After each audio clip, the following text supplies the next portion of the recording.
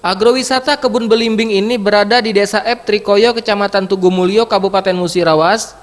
Untuk menuju tempat agrowisata ini hanya berjarak tempuh sekitar 15 menit dari Kecamatan Tugumulyo, Kabupaten Musirawas.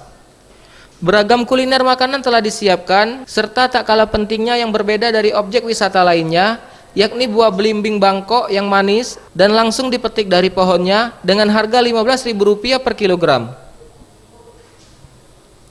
Suasana rindang dan teduh dari sekitar 200 pohon belimbing yang tengah berbuah membuat tempat ini menjadi layak dijadikan wisata alternatif untuk dikunjungi, terlebih di saat liburan akhir pekan dan hari besar lainnya.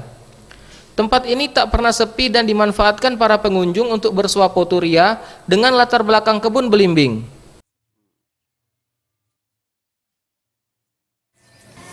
Enak, nyaman, Terus? dingin. Dingin ya? Suasananya enak, Kak. Sejuk, Terus? dingin, santai. Tiap ada waktu ke sini, mau liburan.